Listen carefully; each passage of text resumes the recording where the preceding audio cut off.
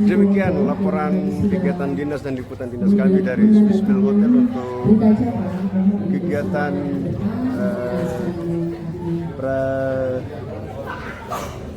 Musrembang ya, tematik bersama dengan Bapak Staf Ahli Gubernur Papua. Tadi sudah resmi ditutup dan kita akan bertemu lagi episode berikutnya. Thanks for watching. Sampai 15 menit itu sudah termasuk yel-yelnya. Ya, jadi bisa dipilih apa yang paling prioritas. Ya, jadi ya pastikan supaya fasilitator paparan-paparan yang mau dipaparkan.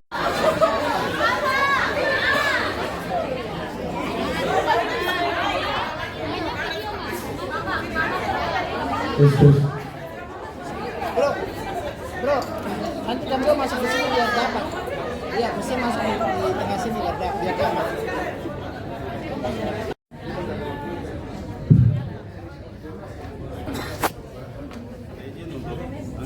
Kamera utama itu yang diutamakan depan nih. Ya.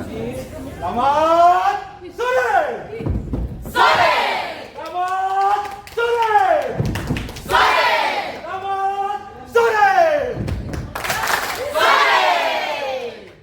Tepuk kakak hi anak. Hidup. Tumbuh kembang.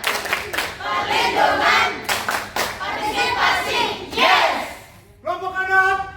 Satu hati, satu tujuan dari anak untuk Papua.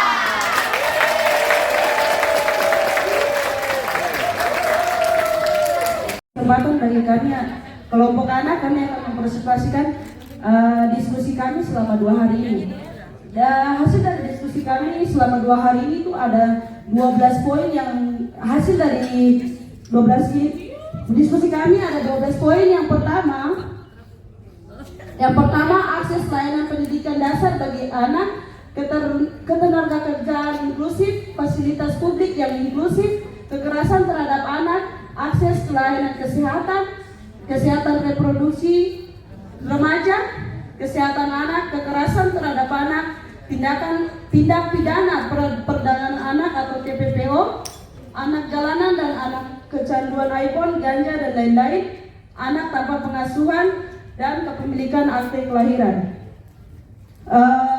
Kita sini yang menjelaskan 3 orang dengan poin-poin tertentu. Saya akan menjelaskan 3 poin pertama soal akses layanan pendidikan dasar terhadap anak.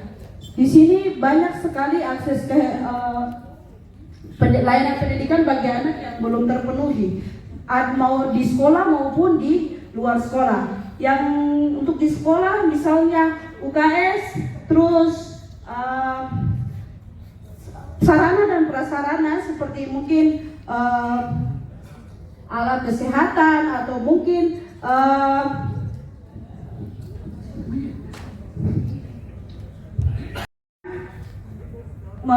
tinggal di daerah-daerah pedalaman yang mungkin dia masuk di kurangnya perhatian terhadap kesehatan atau kebersihan sekolah, keamanan lingkungan maupun faktor geografis.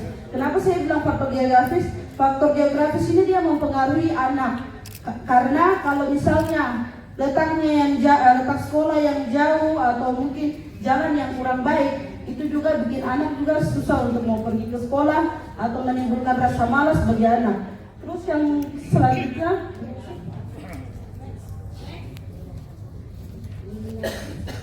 inklusif. Di sini ada beberapa poin, saya merangkum saja secara garis besar. Kita bisa lihat sendiri banyak anak-anak muda sekarang yang dipakai sebagai pekerja di bawah umur. Bahkan juga ada anak-anak yang harus bersekolah demi memenuhi kebutuhan ekonomi anak. Kemudian ada juga terjadi diskriminasi terhadap anak-anak asli Papua. Itu terjadi diskriminasi karena biasa kalau mereka ingin bekerja pasti ada kriteria tertentu yang buat anak jadi minder, jadi akhirnya dia tidak mau untuk bekerja.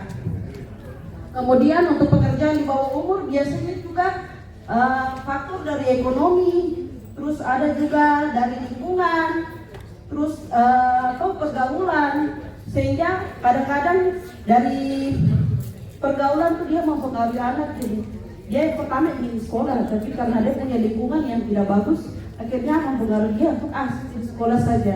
Seperti itu. Lebih baik saya kerja atau lebih baik saya membantu orang tua daripada saya harus bekerja. Terus ada juga solusinya mungkin kepada pemerintah, terus bagi tokoh-tokoh adat dan tokoh-tokoh agama mungkin melakukan kolaborasi agar bisa lebih memperhatikan anak, karena anak ini generasi penerus bangsa. Jadi kita harus lebih memperhatikan anak, mulai dari dia punya mental health, dia punya makanan dan semua dia harus diperhatikan, terutama pendidikan. Karena anak sekarang untuk di daerah-daerah pedalaman untuk mendapatkan pendidikan lebih susah, seperti itu. Untuk poin serangan kepada teman saya, adanya ketidakpahaman. Dulunya di sekolah-sekolah mungkin ada bapak ibu guru di sini, anak-anak pernah atau punya UKS, tapi sampai sekarang anak-anak tidak lagi diaktifkan UKS-nya. Karena apa? Karena hanya anak-anak tidak memahami apa yang menjadi tanggung jawab mereka sebenarnya dalam UKS tersebut. Jadi kami ingin untuk adanya kerjasama dari pihak kesehatan dan juga pendidikan untuk melakukan sosialisasi di sekolah, bahkan pelatihan bagi anak-anak ini sehingga mereka bisa tahu teman saya pingsan, bantuan hidup dasar apa saja yang bisa saya berikan. Seperti itu. Kemudian kurang spesifiknya layanan kesehatan bagi anak. Ini saya dapati di rumah sakit Dok 2, bahkan juga di rumah sakit atau puskesmas yang kita punya, di mana tempat-tempat yang seharusnya anak-anak mendapatkan pelayanan kesehatan, bahkan juga pelayanan terapeutik untuk hospitalisasi mereka tidak dapatkan dengan baik, di mana tidak ada fasilitas untuk anak-anak seperti taman bermain atau petugas kesehatan yang tidak memberikan terapi bermain pada anak-anak di rumah sakit, sehingga mereka punya trauma saat dirawat di rumah sakit seperti itu. Kemudian isu atau solusi yang kami sampaikan yaitu pembuatan ruang bermain atau ruang tunggu yang ramah anak di fasilitas kesehatan baik puskesmas maupun rumah sakit. Kemudian juga isu yang kami dapatkan ya di sini yaitu anak bisa terjangkit penyakit apa saja, diare dan lain-lain karena kurangnya kebersihan atau sanitasi lingkungan. Di mana di sini kami memberikan solusi adanya kerjasama antara pemerintah dan juga masyarakat adat atau tokoh masyarakat untuk pembuatan jamban ramah lingkungan di tingkat distrik. Selanjutnya, untuk anak yang tidak mendapat pelayanan kesehatan yang baik atau akses pelayanan kesehatan yang baik, ini kita semua bisa tahu di daerah-daerah terpencil yang kita punya di tanah Papua, bahkan di provinsi Papua sendiri masih susah atau kesulitan untuk menjangkau fasilitas kesehatan. Terutama saya waktu itu ada praktek profesi di Kabupaten Serong, saya menemukan satu anak ibunya kader, tapi anaknya stunting dan kena hidrosefalus. Ibu tersebut bingung, tidak punya BPJS dan dinas sosial tidak membantu. Sehingga kami dari mahasiswa yang punya keterbatasan, kami yang membantu untuk mengurus sampai anak itu mempunyai BPJS. Dan yang kami usulkan, dan seperti yang kita ketahui di daerah pedalaman yang kita lihat adalah orang asli Papua yang tinggal di sana, penduduk asli sana, masyarakat adat di sana. Sehingga kami memberikan solusi untuk pembuatan kartu Papua Sehat seperti yang sudah kita punya bersama, Papua Sehat bagi OAP, orang asli Papua, dan pengadaan angkutan gratis baik bus maupun transportasi laut. Selanjutnya, untuk reproduksi remaja seperti yang kita ketahui ada banyak kita punya anak-anak perempuan, anak-anak Papua yang ada dalam aplikasi micet yang meningkatkan HIV/AIDS di provinsi Papua sendiri, sehingga kami menekankan untuk adanya perhatian dari pemerintah dan dinas untuk melakukan edukasi berbasis budaya, dan juga harus ada regulasi atau pergub tentang HIV/AIDS di provinsi Papua dan pemeriksaan secara rutin bagi anak. Dan yang kedua, banyak penggunaan micet ini kami ingin supaya pemerintah dan pihak terkait bekerja sama dengan LSM atau NGO membuat suatu pelatihan kerja bagi anak OAP. Next. Tabel yang sudah dibagikan oleh Ibu kemarin bahwa tingginya angka stunting, dia punya penyebab. Sebenarnya kita sudah tahu sendiri bahwa kita punya ibu-ibu yang ada di perkampungan di daerah pedalaman, mereka belum terpapar informasi yang baik tentang gizi saat hamil dan juga 1000 hari pertama anak lahir. Anak lahir ke dunia 1000 hari pertama itu dia harus dipenuhi dengan gizi ASI yang eksklusif dan makanan tambahan. Kemudian pemberian makanan tambahan ini saya lihat pemerintah provinsi sudah lakukan, tapi tidak tepat sasaran. Telur datang, buah-buahan datang atau apapun datang, bukan untuk anak yang kena stunting, tapi untuk orang tua, kakak beradik semua makan. Sehingga anak yang kurang gizi ini dia tidak dapat perhatian dengan baik. Jadi kami memberikan solusi adanya edukasi yang lebih spesifik kepada keluarga dan pada masyarakat. Kemudian anak tidak mendapatkan imunisasi dasar lengkap. Ini juga menjadi masalah untuk tumbuh maupun kembang bagi anak yang bertempat tinggal tidak tetap. Jadi ada kebanyakan kita dapat dia tinggal di distrik ini kemudian pindah di distrik lain, dia punya untuk imunisasi sudah tidak diberikan lagi. Padahal anak itu perlu atau anak punya hak untuk sehat atau hidup sehat di mana saja dia berada. Mungkin itu saja saya.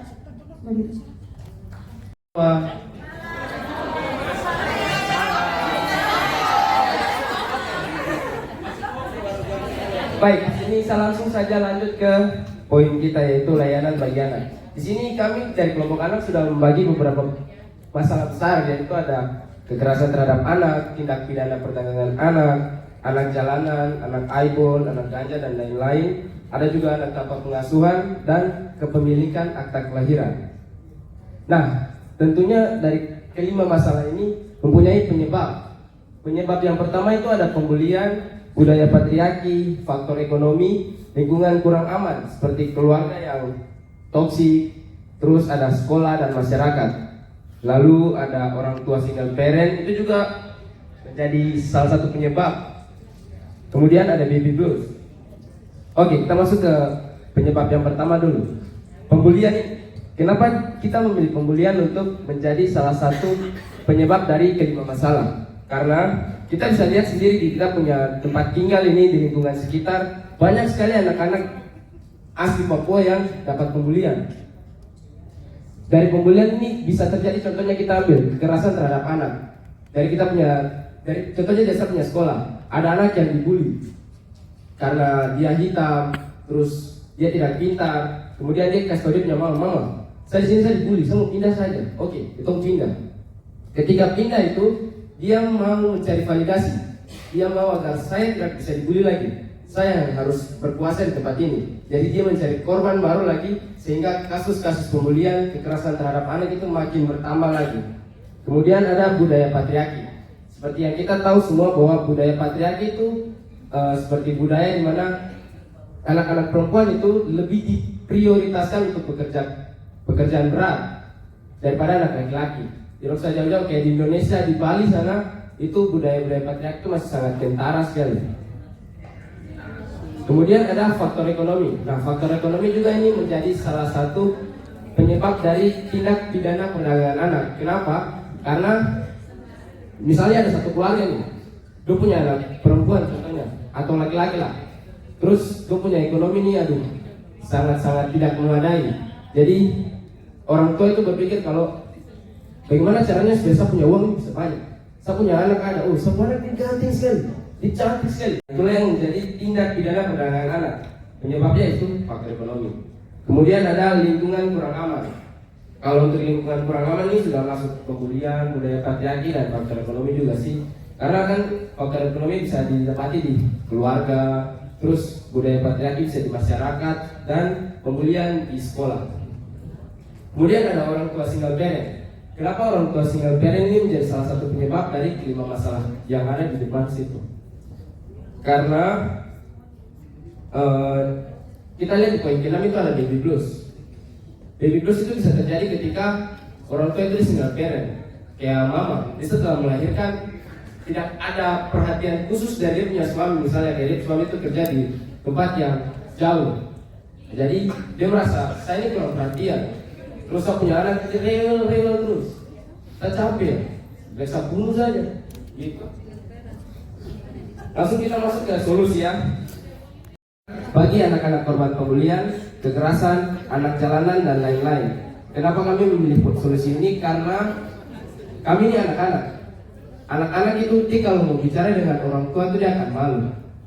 Jadi kami anak-anak berbicara dengan anak-anak yang bisa menjadi kami punya konselor ya, supaya kami bisa lebih terbuka dan transparan.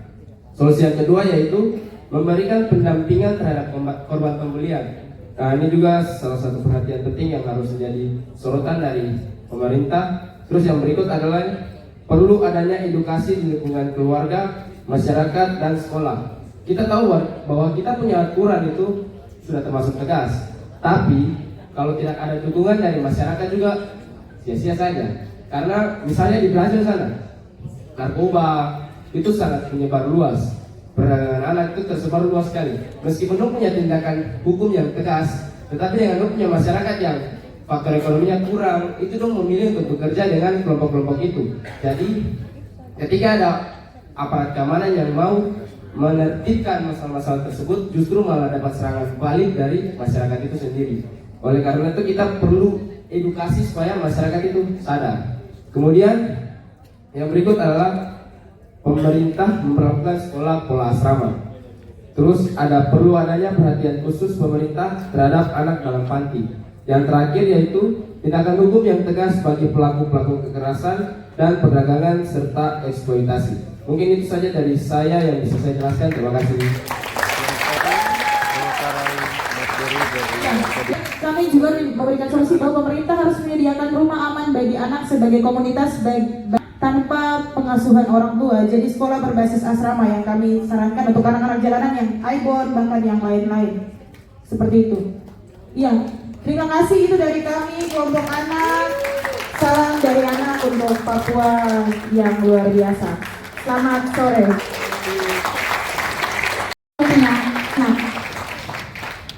Iya, mereka adalah masa depan ya. Mari kita bergeser ke masa tua. Iya.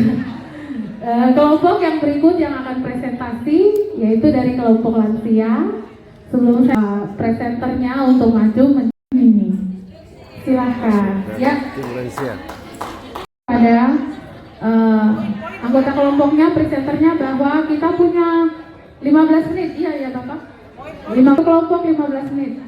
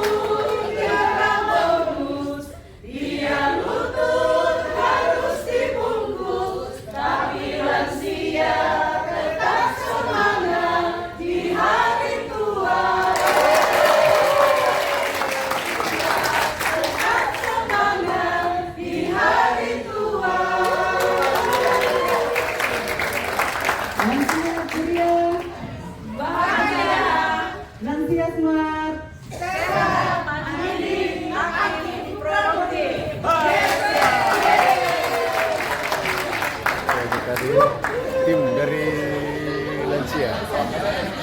Yang dialami oleh lansia adalah lamanya waktu menunggu ketika mereka harus berobat ke puskesmas atau rumah sakit, dan yang berikut tidak tersedianya jalan masuk ke vaskes yang ramah bagi lansia.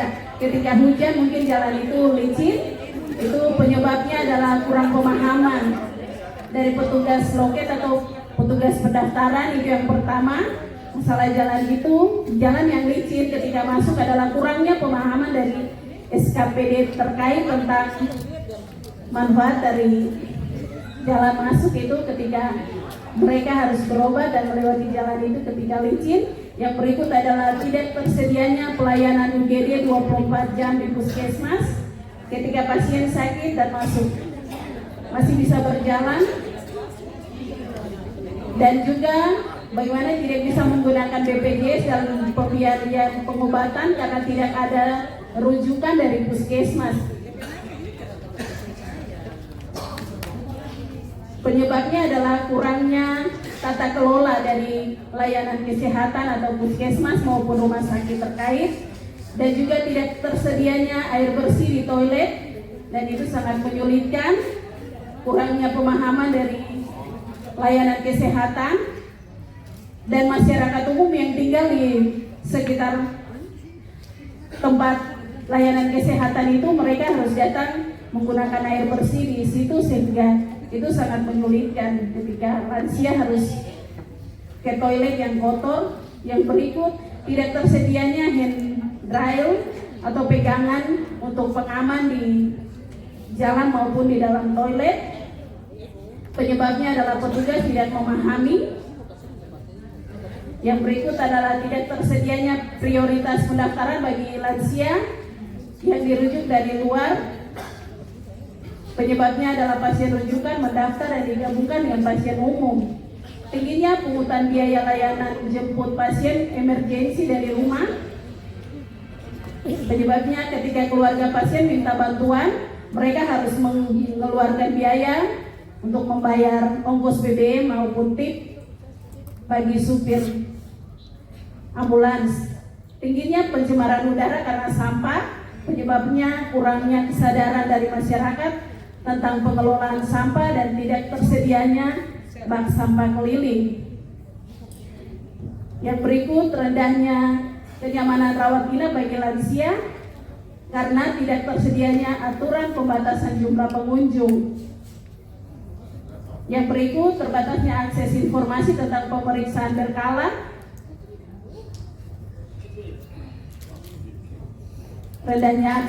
Penyebabnya rendahnya akses lansia dalam menggunakan layanan digital karena radiasi dari sinar HP. Yang berikut kurangnya akses informasi mengenai penanganan darurat pertama bagi lansia yang mengalami serangan jantung, hipertensi, stroke, dan juga penyakit lainnya karena terbatasnya sosialisasi tentang kesehatan ke rumah-rumah bagi lansia. Yang terakhir, kurangnya dukungan psikologi dari keluarga dan juga lingkungan. Penyebabnya adalah tingginya aktivitas keluarga. Yang berikut adalah kurangnya kepedulian dari lingkungan sekitar. Isu yang berikut tentang pendidikan, partisipasi lansia dalam pelatihan-pelatihan kewirausahaan. Penyebabnya masih ada lansia yang tidak lancar menulis dan juga membaca. Isu yang berikut ekonomi adalah rendahnya kemandirian keuangan lansia. Penyebabnya karena tidak semua lansia menerima gaji pensiun. Yang kedua adalah rendahnya produktivitas usaha bagi lansia. Yang kedua, rendahnya produktivitas pengembangan usaha mikro dan budaya, pertanian, peternakan, perikanan, dan perkebunan. Penyebabnya adalah kurangnya pemahaman tentang kewirausahaan, termasuk pemasaran secara digital. Penyebab kedua adalah terbatasnya modal usaha. Yang ketiga, tidak tersedianya pendampingan bagi usaha. Ketiga, rendahnya produktivitas usaha pertanian, terbatasnya pemahaman produk olahan, rendahnya partisipasi lansia dalam pelatihan-pelatihan kewirausahaan. Penyebabnya adalah terbatasnya akses informasi karena adanya anggapan masyarakat umum bahwa bahkan petugas pun bahwa lansia di usia tua tidak berdaya. Isu sosial adalah yang pertama, terbatasnya jumlah penerima perlindungan sosial dan bantuan sosial. Penyebabnya tidak tersedianya data yang akurat. Yang berikut, tidak terpenuhinya kriteria penerima perlindungan sosial dan bantuan sosial. Tentang Undang-Undang Nomor 3 Ya. Ketiga, tingginya keluhan pasien karena hanya dirawat 3 hari dan harus menerima untuk dipulangkan karena sekalipun dalam keadaan sakit. Penyebabnya adalah terbatasnya informasi tentang layanan rawat inap yang ditangani oleh BPJS dan juga pihak rumah sakit.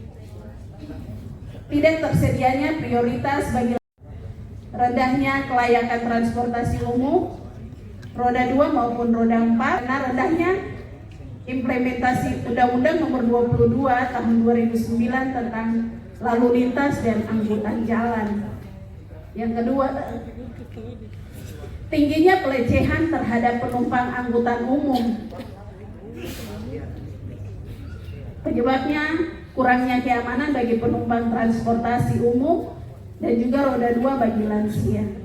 Yang ketiga, tidak tersedianya jalan trotoar yang ramah lansia karena kurangnya pemahaman tentang Undang-Undang Kesejahteraan Lansia. Masih ada trotoar yang digunakan oleh pedagang kaki lima dan tidak tersedianya handrail di trotoar. Isu yang berikut adalah pengurangan risiko bencana ramah lansia terbatas oleh akses informasi karena tidak semua lansia menggunakan HP Android. Yang kedua, terbatasnya akses layanan air bersih ke rumah-rumah. Mereka mengalami karena kurangnya debit air dan itu sulit bagi lansia. Yang terakhir, kekerasan. Peningkatan kasus kekerasan dan pelecehan yang mengakibatkan kematian. Penyebabnya adalah kurangnya pengamanan lingkungan terhadap remaja, pemuda dan juga para konsumsi narkoba. Demikian dari masih 3 menit lagi. Baik, solusinya mohon pihak-pihak terkait baik dari isu tentang kesehatan yaitu layanan kesehatan dan juga pihak pemerintah dapat melihat kebutuhan lansia. Sudah tua itu pasti, tetapi rasa nyaman, rasa aman dan juga perlindungan lansia juga butuh sebagai warga negara Indonesia, khususnya yang hidup di tanah Papua. Terima kasih. Masih ada waktu, ada yang mau tambahkan? Masih ada waktu 3 menit. Untuk kelompok lansia, berikutnya kita akan berikan kesempatan untuk kelompok disabilitas. Silakan.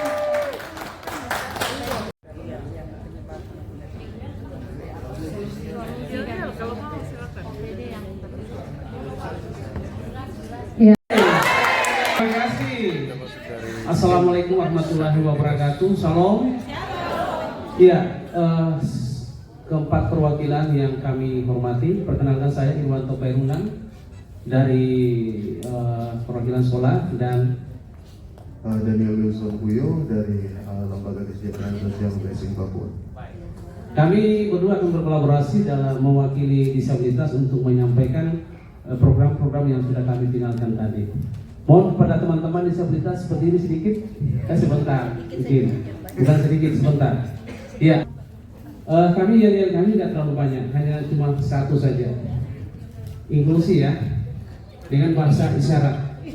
Iya, mohon. Iya, kakak, mohon maaf kami ini kita dengan disabilitas yang ada yang hambatan penglihatan, ada hambatan pendengaran, ya, ada yang intelektual, ada yang fisik. Iya, mohon. Baik. Iya, inklusi. Iya, baik. Inklusi. 1. Di depan aja. Saya mengatakan inklusi, gerakan semua bergerak. Ya. Inklusi. Hah? Oh. Sudah siap?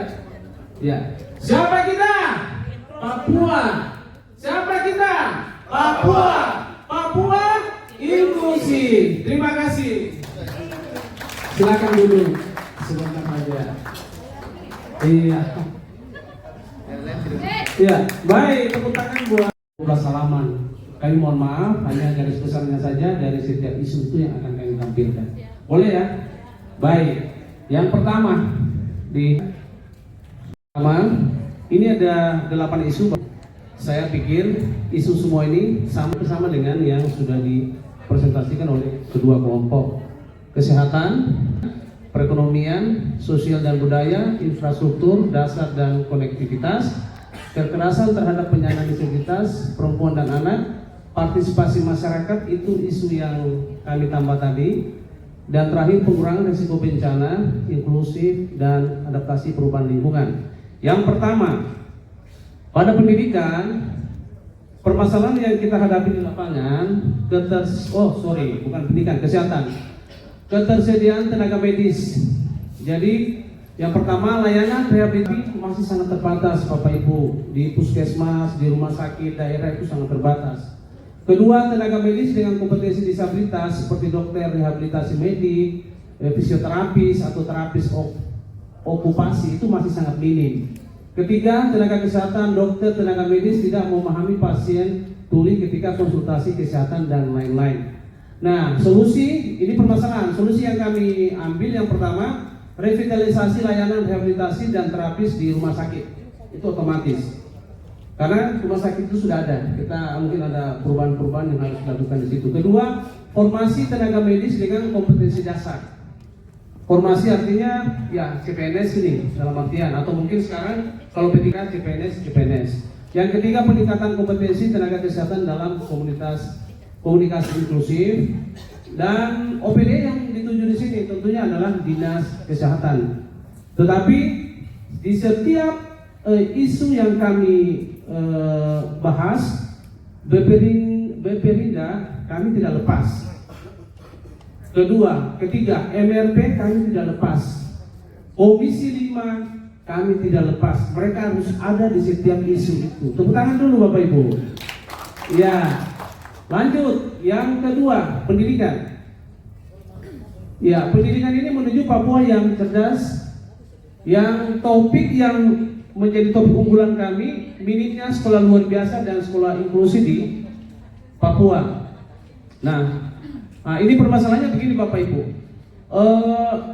Sekolah luar biasa hanya ada di 4 kabupaten dari 9 kabupaten kota di Papua.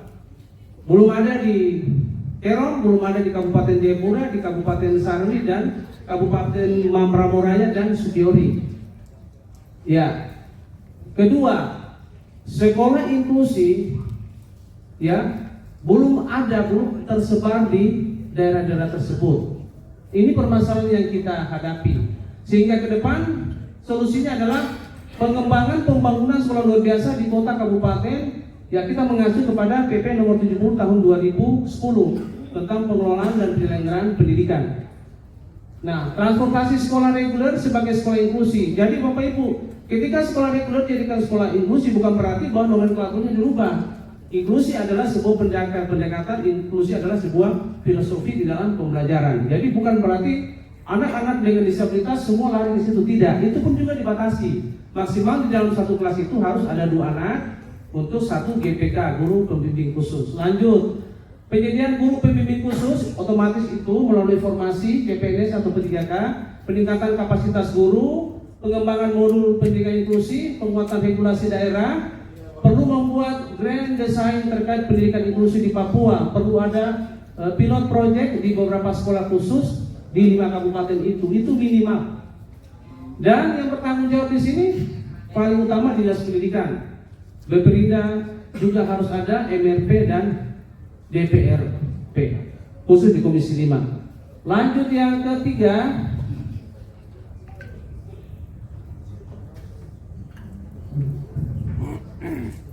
ya, ekonomi dan kerja inklusif ini menuju Papua yang produktif, Bapak Ibu. Permasalahan yang pertama, peluang kerja untuk kaum disabilitas masih rendah.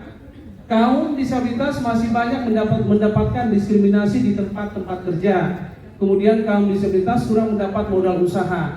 solusi penciptaan lapangan kerja bagi kaum disabilitas, pelaksanaan pelatihan vokasi, kemudian penyusunan regulasi tentang penjagaan di tempat kerja. Nah ini Bapak Ibu, yang menjadi hal yang paling lemah di kita nggak punya regulasi kaitan dengan pendidikan inklusi dan penyandang disabilitas.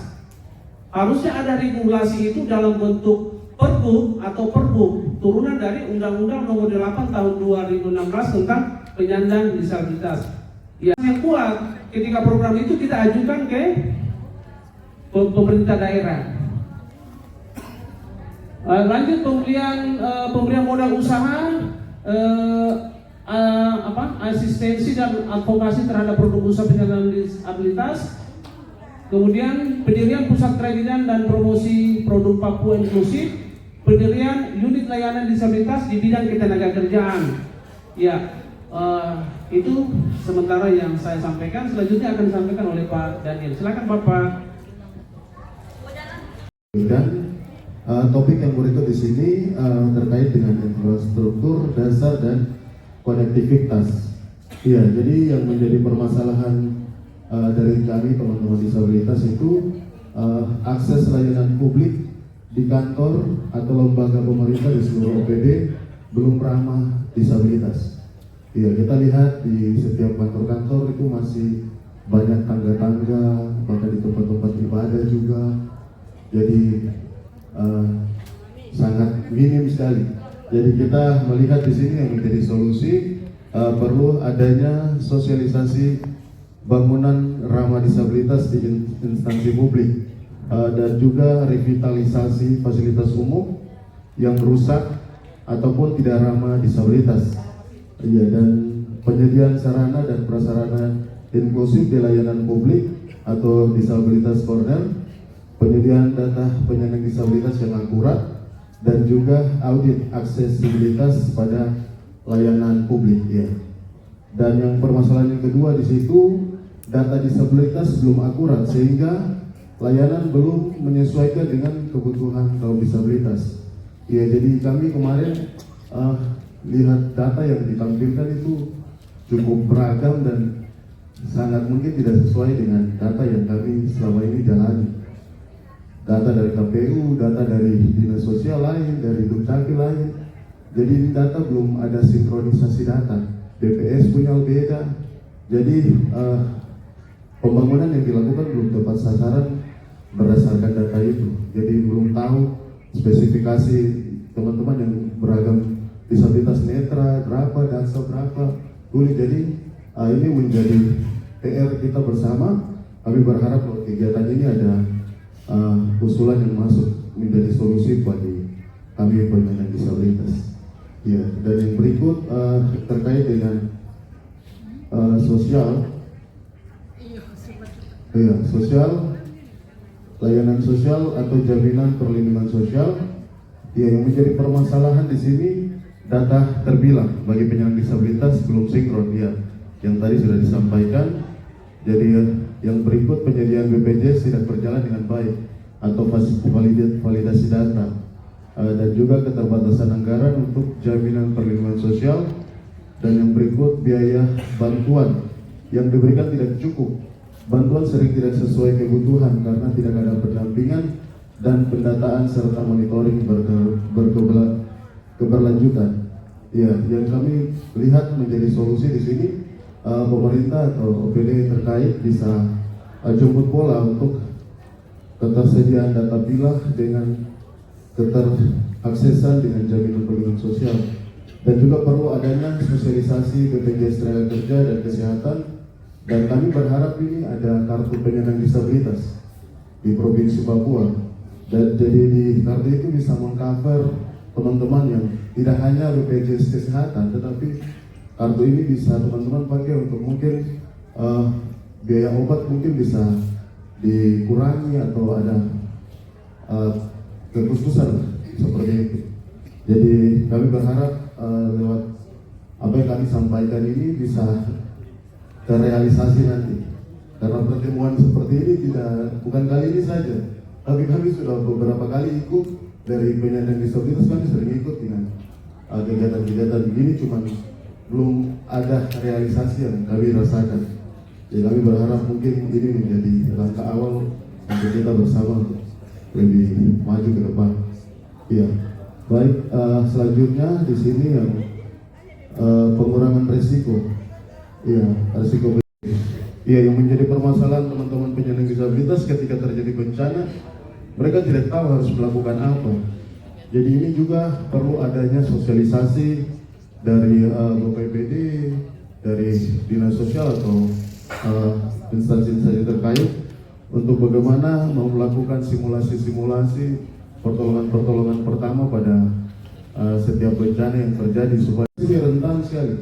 Rentan ketika terjadi bencana itu kami orang yang memang dong lari dari toran, saya kaki palsunya terus lari. Jadi teman-teman perlu adanya sosialisasi dari dinas terkait juga supaya bagaimana cara mengevakuasi teman-teman disabilitas seperti apa dan lansia seperti apa. Ya tentunya ya. Oke, ya kita lanjut topik perempuan dan anak. Ya permasalahan yang terjadi di perempuan dan anak, kekerasan berbasis gender bagi perempuan dan anak penyandang disabilitas sering terjadi, namun terkadang tidak mendapat penanganan yang maksimal. Perempuan disabilitas yang selesai pendidikan juga mengalami hambatan ekonomi, dan perempuan disabilitas dengan ragam disabilitas sangat rentan mengalami diskriminasi, dalam hal ini tuli dan netra. Iya, yang menjadi solusi yang kami harapkan disediakan lembaga bantuan hukum atau pendampingan khusus untuk anak dan perempuan disabilitas dalam penyelesaian kasus kekerasan yang dialami, dan perlu ada lapangan pekerjaan untuk perempuan disabilitas di sektor pemerintah maupun swasta, dan juga keterwakilan perempuan disabilitas dalam komisi pemberdayaan perempuan dan perlindungan anak harus diakomodir. Iya, terima kasih Pak Dani. Lanjut, Bapak Ibu, fokuslah pada kemampuan, bukan pada keterbatasan atau kekurangan seseorang. Mari ciptakan pendidikan yang aksesibel, ramah, dan inklusi untuk penyandang disabilitas. Terima kasih, tepuk tangan. Dan yang terakhir, jangan ada yang tertinggal, no one left behind. Terima kasih. Babu keren.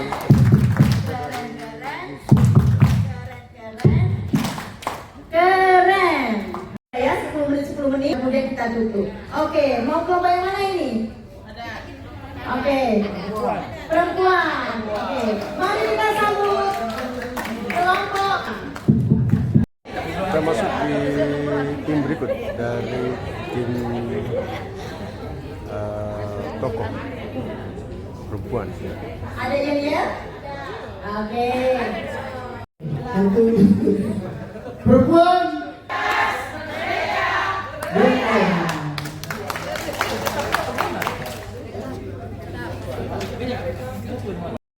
Patricia Serai, kami akan mempresentasikan hasil diskusi kami selama 2 hari. Di kelompok kami ada 7 isu, yang menjadi fokus kami. Saya langsung saja mengingat waktu. Masalah aspirasi bagian kekerasan. Di sini kami hanya tulis masalah dan solusi karena penyebab dan OPD yang nanti program itu dijalankan sudah kami buat dalam kertas yang nanti akan diserahkan. Ini cuma kami sampaikan presentasi saja. Baik selebihnya dari sini juga sudah dikuasai oleh teman-teman masalah umum yang sering terjadi di Papua. Yang pertama, satu meningkatnya kasus-kasus kekerasan berbasis gender.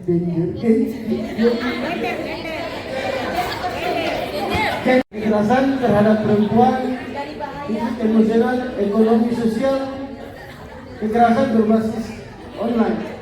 Nah, yang kedua, kurangnya akses terhadap pelayanan terkait pencegahan dan penanganan kasus kekerasan berbasis gender. Yang ketiga, pelaporan, penanganan dan pemulihan kasus kekerasan terhadap perempuan dan anak belum berempati, tidak sensitif gender, dan minimnya keberpihakan terhadap korban. Lanjut 4, terbatasnya upaya-upaya pencegahan dan penguatan kesadaran kekerasan berbasis gender. 5, terbatasnya penganggaran yang responsif gender. Solusinya yang kami simpulkan dalam kelompok kami, 1, harus adanya Perdasus untuk nikah adat sehingga ada perlindungan untuk perempuan. Sebenarnya kita bisa jelaskan, cuma kalau mengingat waktu jadi kita langsung membaca saja. Yang kedua, advokasi kebijakan dan penganggaran responsif gender dan berkelanjutan. Yang ketiga, mendekatkan pelayanan pencegahan dan perlindungan korban sampai ke tingkat distrik atau kampung. Yang keempat, pelatihan dan peningkatan kapasitas untuk para penegak hukum. 5, pelatihan bagi tenaga kesehatan. 6, perlunya mekanisme sanksi bagi petugas medis atau penegak hukum yang diskriminatif. 7, pendataan dan penambahan jumlah tenaga khususnya psikologis klinis dan pekerja sosial klinis atau konselor untuk memulihkan korban. 8, adanya hotline layanan 24 jam. 9, menciptakan ruang aman yang aman. Lanjut ke isu ekonomi. Masalah yang pertama, adanya kesenjangan ekonomi perempuan Papua. Yang kedua, perampasan ruang kelola ekonomi perempuan Papua karena kebijakan yang tidak ramah pada masyarakat adat, dan konflik sosial membuat perempuan Papua trauma dan takut. Yang ketiga, distribusi bantuan sosial tidak tepat sasaran akibat pendataan dan minimnya informasi. Yang keempat, perempuan bekerja sulit mendapatkan cuti termasuk cuti haid atau izin pulang. Solusinya, 1, mendorong Perdasus untuk proteksi penjualan komoditas lokal. 2, intervensi melalui perda yang mengatur dan menjamin proteksi. 3, revitalisasi fungsi pasar Mama Papua secara holistik sebagai pusat untuk penjualan. Yang ketiga, di isu kesehatan, meningkatnya kasus kesehatan menular dan tidak menular termasuk stunting. 2, meningkatnya jumlah kematian ibu dan anak. 3, kurangnya akses dan kualitas pelayanan kesehatan dan adanya hambatan dalam memanfaatkan jaminan kesehatan. 4, minimnya pengetahuan tentang kesehatan reproduksi, kanker dan pola hidup sehat. 5, kebijakan yang tidak mendukung kesehatan pada anak. Nah, solusinya menjadikan distrik dan kampung sebagai pusat pelayanan kesehatan dan diikuti dengan penyediaan tenaga medis, obat dan layanan kesehatan lainnya. Contoh, mengaktifkan kembali kader kesehatan di kampung, terus kartu Papua Sehat untuk meningkatkan aktivitas orang Papua terhadap KPA. Lanjut yang kedua, skema jaminan kesehatan untuk perempuan OAP. 3, kolaborasi lintas sektor untuk mendukung penguatan pendidikan kesehatan dalam kampung. 4, peningkatan sosialisasi sistem layanan rujukan. 5, penguatan untuk penanganan pasien kesehatan mental. Lanjut. Untuk isu iklim dan lingkungan, yang pertama, pengundulan hutan membuat kelompok perempuan kehilangan lahan berkebun dan ketersediaan pangan meningkat. Risiko bencana, perempuan pengelola hutan sulit membaca musim untuk berkebun. Kedua, pencemaran lingkungan seperti air, udara, dan tanah karena proses pembangunan infrastruktur maupun minimnya kesadaran pelaku usaha dan masyarakat.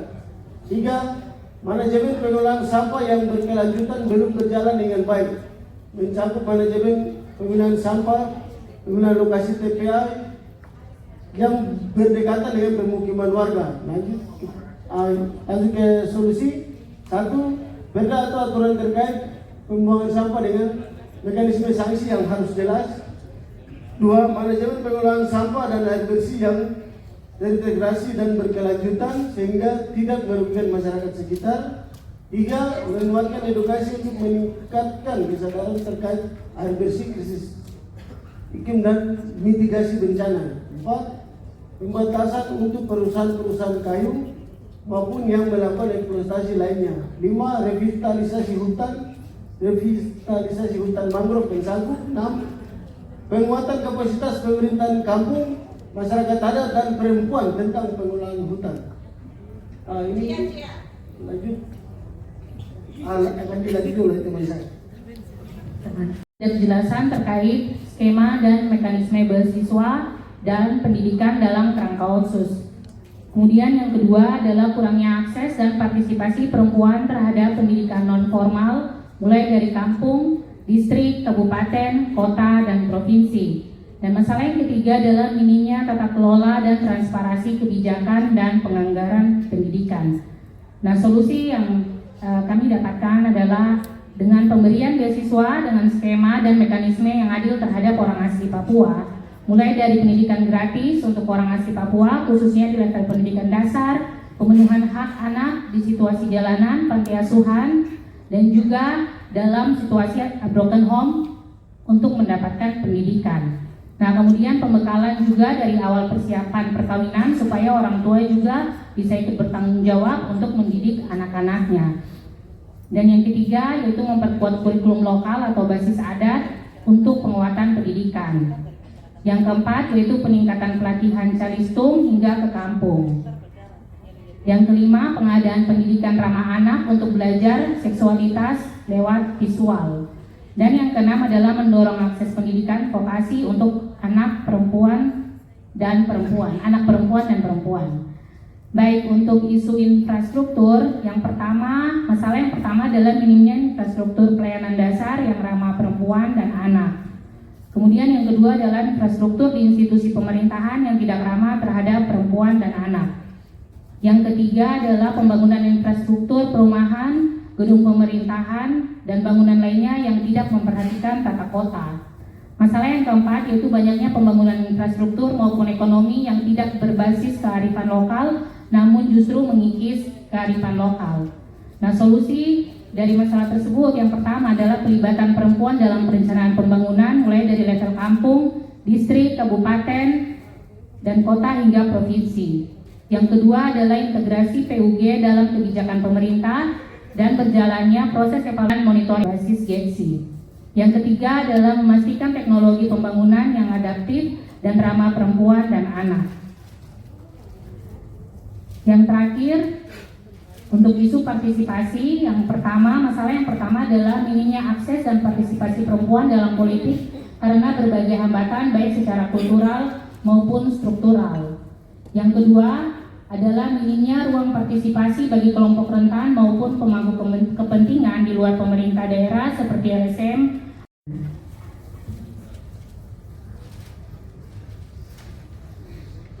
Baik, untuk solusinya yaitu mendukung perempuan adat dalam DPRK mekanisme pengangkatan, memastikan adanya keterwakilan perempuan dalam tim seleksi baik DPRK maupun pada penyelenggara pemilu seperti KPU dan Bawaslu.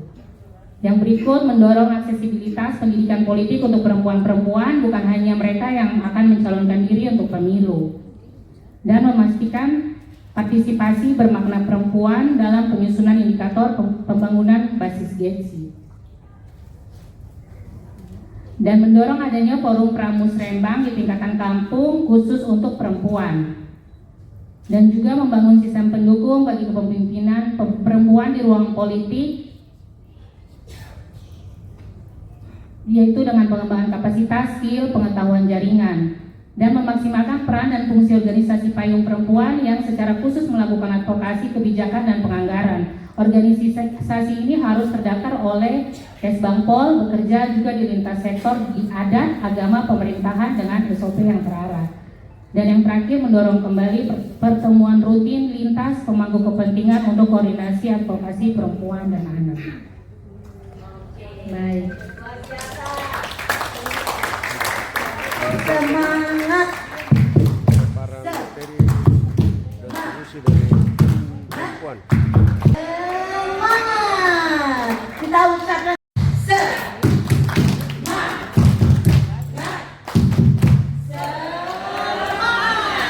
Oke, terima kasih. Kita masih satu kelompok yang sangat pagi. Yes.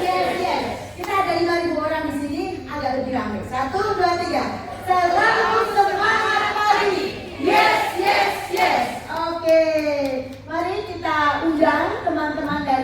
kelompok masyarakat adat. Silakan maju. Masuk di segmen terakhir untuk tim dari masyarakat adat.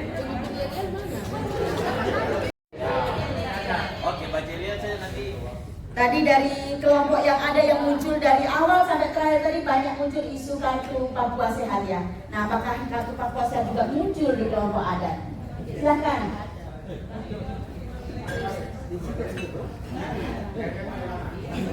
Ini segmen terakhir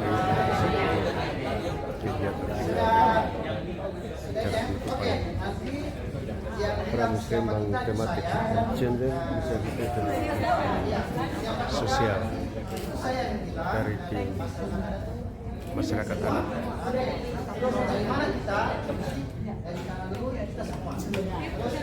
Apa tujuan kita?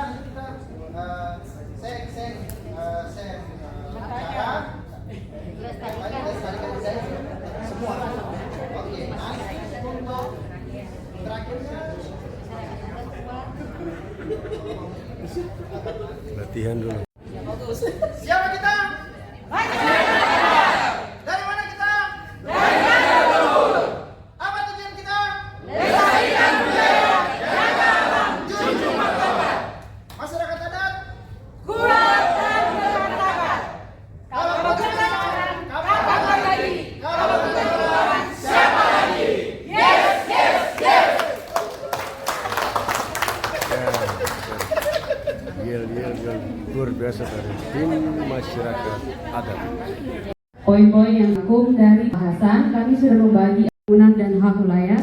Yang kedua bisa kasih video sedikit minta maaf. Nah, ini oke. Bisa. Ini untuk isu budaya politik, HAM dan agama. Rekomendasi dari kami yang pertama pendataan OAP sebagai dasar perencanaan pembangunan dan pemetaan hak wilayah. Yang kedua diperlukan regulasi untuk mengakomodir anggaran bagi keamanan dan adat yang dianggarkan Otsus. Yang ketiga ada pembentukan regulasi untuk mengakomodir posisi perempuan orang asli Papua di DPRK dan DPRP jalur pengangkatan. Dan yang keempat ada mendorong pembentukan KKR atau Komisi Keadilan dan Rekonsiliasi untuk penyelesaian pelanggaran HAM masa lalu di Papua. Dan untuk isu pendidikan, yang pertama adalah revitalisasi bahasa daerah dan mengintegrasikannya ke dalam sekolah dari TK, SD, SMP sampai dengan SMA. Yang kedua ada pendidikan non formal, paket A, B, dan C bagi anak-anak yang putus sekolah dengan memanfaatkan BLK dan pendidikan vokasi yang didanai melalui Otsus. Dan yang ketiga ada pembangunan program wajib Kalisto dengan bahasa daerah di seluruh provinsi Papua. Berikutnya. Saya akan melanjutkan dengan ekonomi. Oke. Poin pertama mendorong penyusunan Perda tentang pengakuan dan perlindungan atas hak ekonomi berayaan berdasarkan nomor 2 tahun 2021 pasal 34 sampai 40. Nomor 2, peningkatan kapasitas SDM orang asli Papua melalui pendidikan dan pelatihan di bidang ekonomi serta mendamping dan intens dan berkelanjutan bagi pelaku ekonomi. PUN bagi OAP melalui Bank Papua tanpa bunga. Oke. Poinnya krisis iklim lingkungan hidup dan bencana. Ada 3 poin. Poin pertama mendorong pengesahan RUU masyarakat adat yang merujuk pada UU Otsus dan PP nomor 106 dan 107 tahun 2021. Yang kedua, penegakan hukum dan perlindungan terhadap kawasan-kawasan yang memiliki fungsi penting yang tidak boleh dikonversi untuk kepentingan apapun, seperti hutan adat, hutan lindung, cagar alam, dan lain-lain. Ketiga, pelibatan masyarakat adat dalam penguatan mitigasi bencana berbasis adat. Yang terakhir, kesehatan. Ada 3 poin. Poin pertama, melakukan identifikasi terhadap anak-anak pecandu narkoba, dan iPhone, dan lain-lain, serta melakukan pencegahan melalui sosialisasi dan pendampingan khusus, contohnya dengan rehabilitasi sosial. Yang kedua, pencegahan dan penanganan penyakit menular yang terintegrasi mulai dari provinsi hingga pusat, pelayanan masyarakat, puskesmas yang dilengkapi dengan obat-obat dan tenaga medis. Poin ketiga, peningkatan kualitas layanan kesehatan dengan menggunakan dana otsus bagi orang asli Papua dan memberlakukan kembali kartu Papua Sehat atau KPS untuk orang asli Papua. Terima kasih. Demikian tadi segmen terakhir dari tim masyarakat ada provinsi. Luar biasa buat kita semua. GWODJOB, good job, asik. Good job, asik. Luar biasa. Nah, sekarang ada siapa kita? Ketika saya sebut kelompok perempuan, kelompok adat, kelompok lansia, kelompok disabilitas, anak masih ada di sini ya? Oke, luar biasa. Siapa kita? Ada 3.000 di sini kok. Siapa kita? Ada. Oke.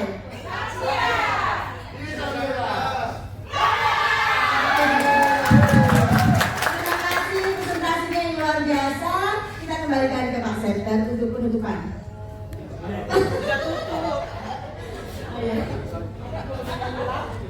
Penutupan tidak ada. Yang saya ingin mau sampaikan adalah tindak lanjut dari ini. Tindak lanjut dari ini adalah teman-teman fasilitator di setiap kelompok dan menunjuk 3 orang begitu yang akan masuk di dalam tim penyelarasan gabung dengan teman-teman Bapelida. Begitu. Untuk apa? Tujuannya satu. Tujuannya untuk menerjemahkan ini semua ke dalam dokumen RPJMD dan juga tahun 2027. Jadi 5 tahun untuk RPJMD-nya dan 1 tahun untuk RKPD 2027. RKPD 2027 kita harus susun dari sekarang. Bisa? Oke. Mantap. Silakan kasih tahu nama-namanya. Kalian berembuk sendiri dan kasih tahu. Atau itu mau jadi PR, kalian pulang baru pikir berkasih. Terserah. 1. Yang kedua,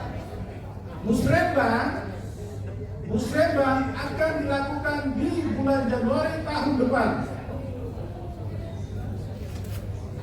Akan dilakukan bulan tanggal berapa? Januari tahun depan.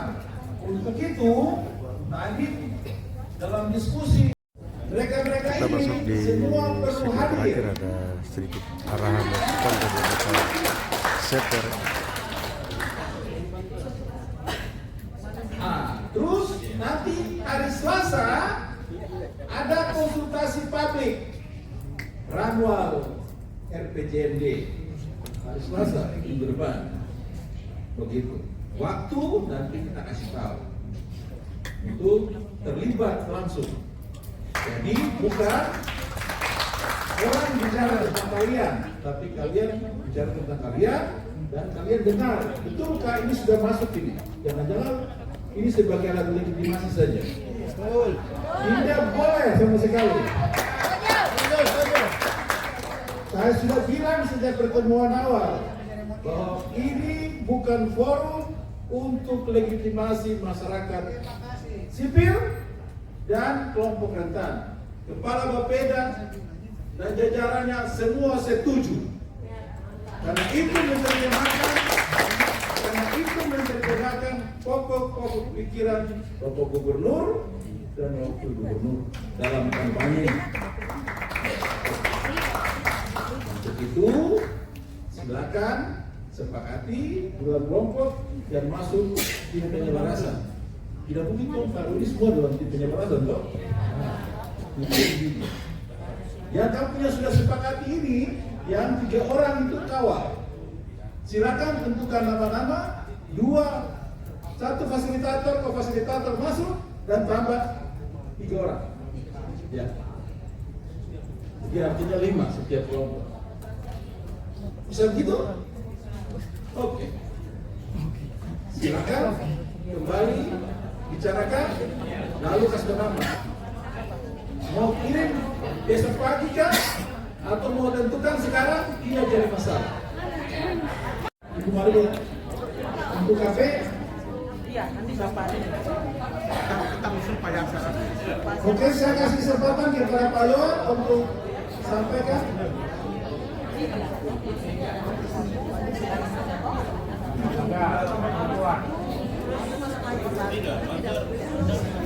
Oke, konsultasi itu ditunda karena Bapak Gubernur dan Bapak Wakil Gubernur sudah ada lagi di luar Jayapura. Itulah sebabnya Wakil Gubernur dan Bapak Gubernur tidak bisa hadir tadi.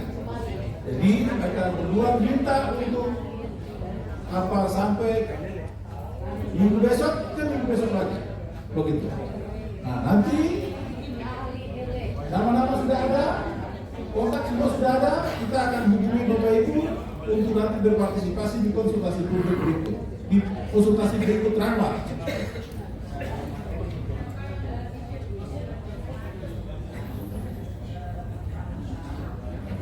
Ada berapa orang dari kelompok lansia berapa orang, disabilitas berapa orang, dan juga perempuan dan anak berapa orang yang akan terlibat.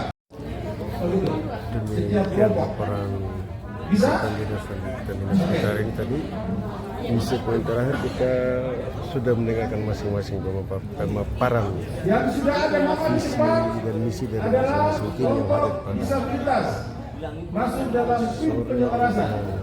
Ada Pak Daniel, Irwanto, Pak Hima, Pak Robi, kembali bertemu pada episode berikutnya untuk kegiatan dinas dan ikutan dinas lainnya.